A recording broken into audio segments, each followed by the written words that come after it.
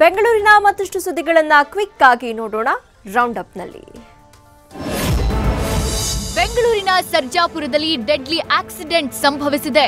ಕಾರೊಂದು ರಭಸವಾಗಿ ಬಂದು ಬೈಕ್ಗೆ ಡಿಕ್ಕಿಯಾಗಿದೆ. ಪರಿಣಾಮ ಬೈಕ್ ಸವಾರ ನಡುರಸ್ತೆಯಲ್ಲಿ ಹಾರಿ ಬಿದ್ದಿದ್ದಾನೆ. ಅದೃಷ್ಟವಶಾತ್ ಯಾವುದೇ ಪ್ರಾಣಾಪಾಯವಿಲ್ಲ. ಆಗಸ್ಟ್ 15 ಬೆಳಗ್ಗೆ 7:30 ಸುಮಾರಿಗೆ ಸರ್ಜಾಪುರ ರಸ್ತೆಯಲ್ಲಿ ನಡೆದಿರೋ ಅಪಘಾತ ಇದಾಗಿದೆ.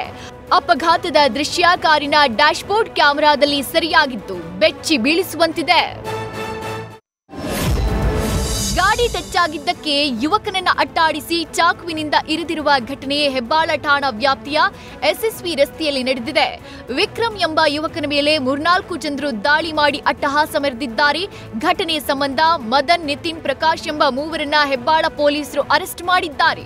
ಸದ್ಯ ಗಾಯಗೊಂಡಿರೋ ವಿಕ್ರಮ್ಗೆ ಸ್ಥಳೀಯ ಆಸ್ಪತ್ರೆಯಲ್ಲಿ ಚಿಕಿತ್ಸೆ ಮುಂದುವರೆದಿದೆ. ಇಂದು ಮಧ್ಯಾಹ್ನ 1:13ರ ಸುಮಾರಿಗೆ ಹಸಿರು ಮಾರ್ಗದ ಮೆಜೆಸ್ಟಿಕ್ ಮೆಟ್ರೋ ನಿಲ್ದಾಣದಲ್ಲಿ ಅವಘಡವೊಂದು ಸಂಭವಿಸಿದೆ. ಅತ್ತಿಗುಪ್ಪೆ ಮೆಟ್ರೋ ನಿಲ್ದಾಣಕ್ಕೆ ಪ್ರಯಾಣಿಸ್ತಾ ಇದ್ದ ಮೂವರು ಅಂಧ ಪ್ರಯಾಣಿಕರಲ್ಲಿ ಇಬ್ಬರು ಆಕಸ್ಮಿಕವಾಗಿ ಹಳಿ ಮೇಲೆ ಬಿದ್ದಿದ್ದಾರೆ. ಕೂಡಲೇ ಎಚ್ಚೆತ್ತ ಭದ್ರತಾ ಸಿಬ್ಬಂದಿ ಕಾರ್ಯಾಚರಣೆ ನಡೆಸಿ ಸಹ ಪ್ರಯಾಣಿಕರ ಸಹಾಯದಿಂದ ಅವರನ್ನ ರಕ್ಷಣೆ ಮಾಡಲಾಯಿತು. ಬಳಿಕ 1:26ಕ್ಕೆ ಎಂದಿನಂತೆ ರೈಲು ಕಾರ್ಯಾಚರಣೆ ಪುನರಾರಂಭ ಆಯಿತು.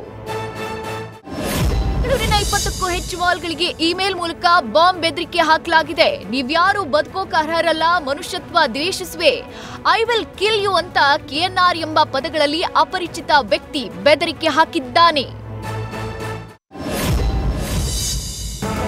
ರೇಣುಕಾಸ್ವಾಮಿ ಕೊಲೆ ಪ್ರಕರಣದ ಮೊದಲನೇ ಆರೋಪಿ ಪವಿತ್ರ ಗೌಡ ಪರಪ್ಪನ ಅಗ್ರಹಾರದಿಂದ ಹೊರಬರೋಕೆ ಹಾತೊರೆಯುತ್ತಿದ್ದಾರೆ. ಹೊರಬರೋಕೆ ಮನಸ್ಸು ತುಡಿಯುತ್ತಿದೆ. ಎಲ್ಲ 17 ಆರೋಪಿಗಳ ಪೈಕಿ ಪವಿತ್ರ ಗೌಡ ಮೊದಲಿಗರಾಗಿ ಜಾಮೀನಿಗೆ ಅರ್ಜಿ ಸಲ್ಲಿಕೆ ಮಾಡಿದ್ದಾರೆ. 57ನೇ CCH ನ್ಯಾಯಾಲಯದಲ್ಲಿ ಅರ್ಜಿ ಸಲ್ಲಿಸಿದ್ದು, ಅರ್ಜಿಗೆ ಆಕ್ಷೇಪಣೆ ಸಲ್ಲಿಕೆಗೆ ಸರ್ಕಾರದ ಪರ ವಕೀಲರಿಗೆ ಕೋರ್ಟ್ ಸೂಚಿಸಿದೆ.